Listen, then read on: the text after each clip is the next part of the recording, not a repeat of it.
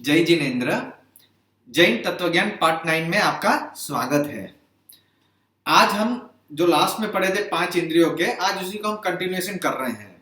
लेकिन डिस्क्लेमर देना चाहूंगा कि अगर आपने आगे के पार्ट नहीं पढ़े हैं, अपने सुने हैं स्टार्टिंग से 1 से लेके 8 तक, तो आज का ये लेसन बाउंसर ही जाने वाला है। ओके, क्योंकि आज का पूरा हम मैथमेटिक्स के ऊपर पढ़ने वाले हैं, नंबरिंग है, तो थोड़ा आपको नहीं समझ में आएगा। लेकिन प्रार्थना करता हूं थोड़ा ध्यान से सुनना, बार बार सुनना, क्योंकि ये थोड़ा इंफॉर्मेटिव है, थोड़ा समझने जैसा है। इंफॉर्मेशन ज्यादा है, मैथमेटिक्स है, कैलकुलेशन है। तो चलो चालू करते हैं अपन।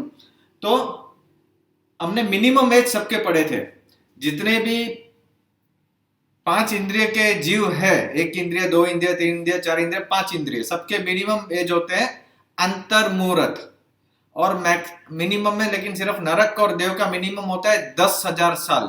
यानी अगर कोई भी जीव नरक या देव गति में जाता है तो मिनिमम 10,000 साल तो उसको रहना ही पड़ेगा, तब तक वो कहीं जा नहीं सकता है, मरेगा नहीं। तो इतना याद रखना। या देव में जाएगा तो सुख भोगेगा, नरक में जाएगा तो इतना मिनिमम साल दुख भोगेगा। अच्छा, वैसे ही अभी एक इंद्रिय में जाते हैं तो एक इंद्रिय का भी हमने देखा है, पृथ्वी का हो जाता है, तो पृथ्वी का ही 22,000 साल तक जीत सकते हैं। मैक्सिमम बोल रहा हूं, हाँ, जिसकी काया पृथ्वी है। अब का है मैक्सिमम 7,000 साल।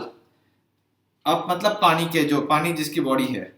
तेऊ का है अग्नि, अग्नि जिसकी बॉडी है सिर्फ 3 दिन, वो भी 3 दिन, क्योंकि बहुत गर्म होता है, उससे बॉडी जल जाती है, इसलिए उसका मैक्सिमम आयु सिर्फ 3 दिन का होता है।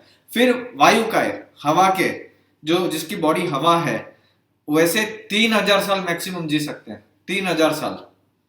ओके, वनस्पति का है, वनस्पति का में भी हमने 2 अलग किए थे, साधारण और प्रत्येक। साधारण में जीव की उत्पत्ति होती रहती है, तो उसमें भी अंतर्मुहूर्त ही आएगा मैक्सिमम, जो जमीन का जो भी है उसका अंतर्मुहूर्त ही आएगा। और प्रत्येक, एक बॉडी एक जीव, उसके मैक्सिमम है 10,000 साल। ओके, मैक्सिमम पेड़ पौधे फल फ्रूट, इसमें मैक्सिमम बोल रहा हूं 10,000 साल की उनकी आयु होती है, एज होती है। फिर वैसे ही 2 सेंस 12 साल, जिसको बॉडी और टेस्ट हो, वो मैक्सिमम 12 साल तक जी सकते हैं। फिर 3 सेंस, उसको 49 डेज तक जी सकते हैं। फिर 4 सेंस, 6 मंथ्स तक जी सकते हैं।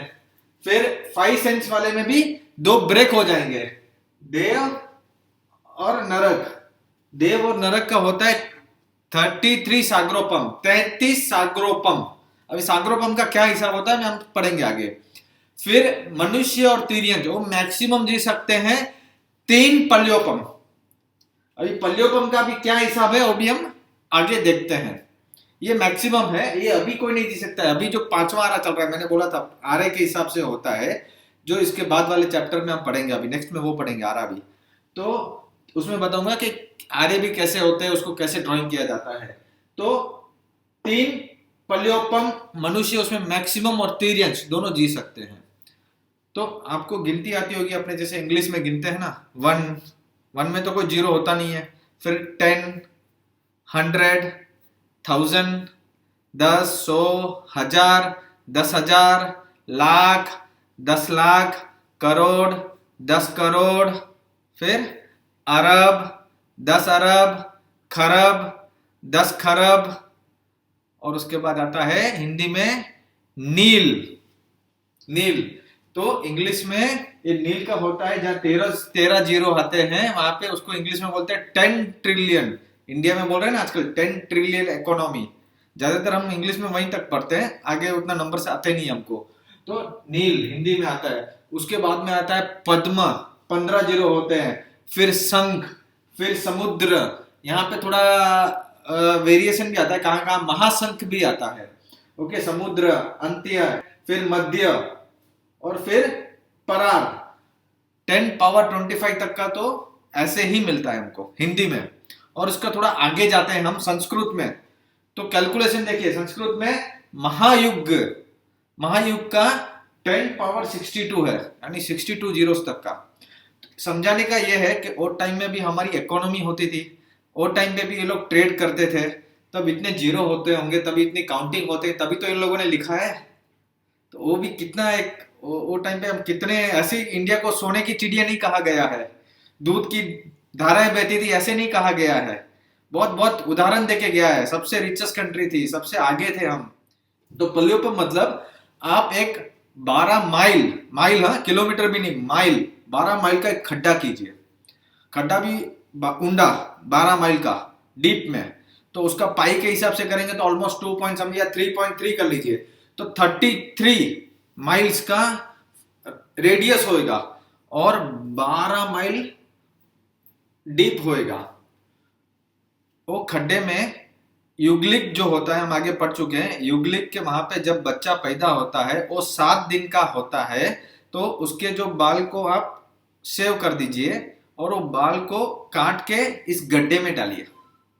वैसे जितने बच्चे पैदा होते हैं उन सबके 7 दिन में जितने बाल होते हैं काल काल के डालते रहिए। उन्हीं के बाल क्यों? क्योंकि उससे उनसे पतले बाल और मुलायम बाल किसी के नहीं होते, सबसे बोलते हैं ना जीने बाल एकदम पतले से, तो काट के तोड़ के उसमें डालते जाइए, भरते जाइए वो गड्ढे को पूरा भर दीजिए, वैक्यूम पैक कर दीजिए, हवा जाने की भी जगह नहीं हो, इतने बाल भर के उसको पैक कर दीजिए।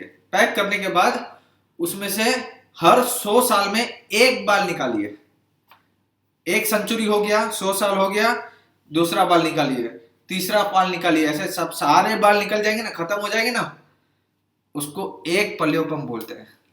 तो आप सोचो 3 पल्लियोपम मतलब कितनी बड़ी आयुष हो गई, ऐसे 3 बार ऐसे एक एक बाल 100 100 साल बाद एक बाल निकालेंगे।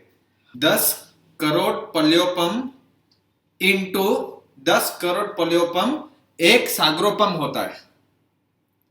कितना हो गया? 10 करोड़ मल्टीप्लाइड बाय 10 करोड़, तब जाके एक सागरोपम, तो यहाँ पे तो 33 सागरोपम है।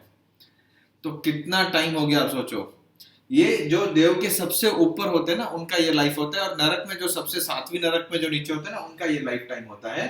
और मनुष्य और तिरंज गति जो 3 पल्लियोपम भी है वो भी जो फर्स्ट आरे के होते हैं उनके होते हैं। ओके, वो हम नेक्स्ट पार्ट में पढ़ेंगे। अच्छा, अभी ये सब पढ़ के फायदा क्या है? फायदा देखना है ना। देखो सबसे पहले तो आपको अगर डीप में पढ़ना है, इसमें पूरे आगमों के आगम लिखे गए हैं, आप जरूर इसमें डीप में पढ़िए, समय निकालिए, ये मेरी प्रार्थना रहेगी। अगर हम नहीं पढ़ पा रहे हैं इतना सब कुछ, हमको समझ में नहीं आ रहा है, तो बेसिक चीज समझ लीजिए और हमको खास देखना है कि हम इतने भव घूम रहे हैं, जो 84 लाख जीवियोनी है, हम आगे पढ़ चुके हैं कि इतने साल तक हम घूम रहे हैं और ये जगह पे इतने हम टाइम वेस्ट कर रहे हैं। हमको सिर्फ इतना याद रखना है कि हर भाव में हमको टच मिला है, स्पर्श मिला है, तो उसका हमको अध्यास हो गया है, अभ्यास नहीं, उसका हमको अध्यास हो गया है। रिपीट कर रहा हूं कि यही मैं हूं, शरीर ही मैं हूं। हमको इस अध्यास को ये भाव में तोड़ना है। ज्यादा कुछ नहीं कर सके, ज्यादा पढ़ नहीं सके, ज्यादा समझ में नहीं आ रहा है, बाउंसर जा रहा है, सब जाने दो, लेकिन इतना जरूर ये लाइफ में करके जाना है कि ये शरीर मैं नहीं हूं, मैं तो जीव हूं, अलग हूं, भले अभी मिक्स हूं इसके साथ में, पुद्गल के साथ में चिपका हुआ हूं, लेकिन इतना यकीन करके जाना, इतना एक्सपीरियंस करके जाना कि ये तो मैं नहीं हूं। बस इतना हो गया तो भी अपना उद्धार हो जाएगा।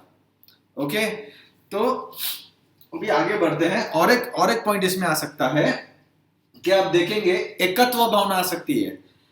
एक ही इंद्रिय, दो बे इंद्रिय, 3 इंद्रिय और 4 इंद्रिय वाले जीव तो अकेले अकेले ही घूमते हैं। चाहे चींटी ले लो, मच्छर ले लो, कॉकरोच ले लो, उनको कोई रिलेशन का कुछ होता नहीं है, कितने मरते हैं कितने आते हैं, कोई रोने नहीं बैठता है, क्योंकि उनका मन इतना विकसित नहीं होता है। लेकिन 5 इंद्रिय वाले जीव, उनका मन विकसित होता है, उनको विवेक आता है, लेकिन उसमें भी आप जानवरों को देखोगे तो भी इतना विकसित नहीं है। हालांकि अपने बच्चे को पालते हैं, बड़ा करते हैं, या बड़ा तो नहीं करते हैं, दूध पिलाते हैं, लेकिन फिर भी मर जाते हैं, फिर वो भूल जाते हैं।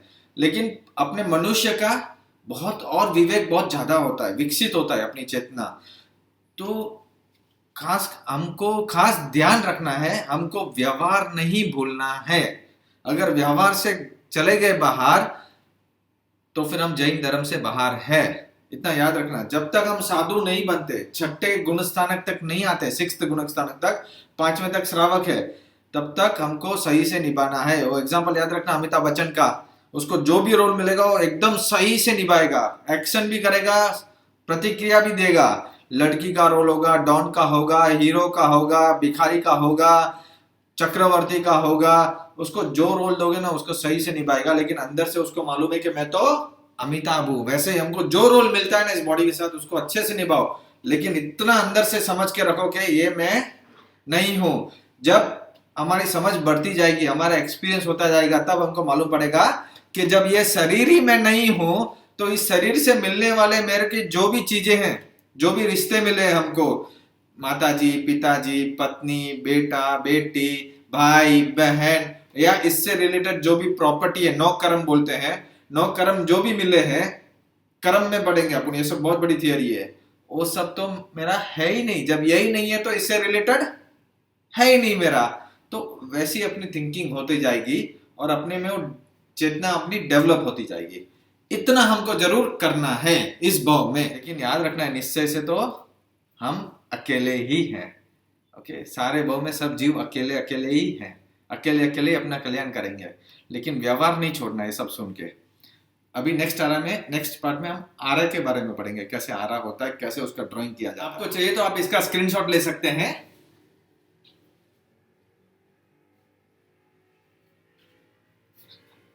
ये सब कैलकुलेशन देख के आपको कंफ्यूज नहीं होना है, चिंता नहीं करनी है, डीप में जाना है तो जाइए, प्रार्थना करूंगा, टाइम हो तो जरूर जाइए, जरूर पढ़िए।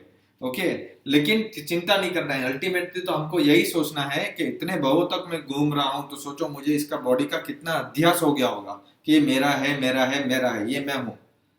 अभी इसको अध्यास को हमको तोड़ना है, समझ के तोड़ना है कि ये मैं नहीं हूं अंदर से। तो आज का आपको मुझे मालूम है बहुत सा बोरिंग हुआ रहेगा, बाउंसर जाएगा। थोड़ी इसको 2-3 बार पढ़ना, सुनना, इतनी बेसिक नॉलेज होनी चाहिए। तो आगे हम पढ़ेंगे तो आगे और बाउंसर नहीं जाएगा। और आगे के भी अगर नहीं सुने हैं तो जरूर सुनना, मेरी प्रार्थना रहेगी। आज के लिए इतना ही। जय जिनेंद्र।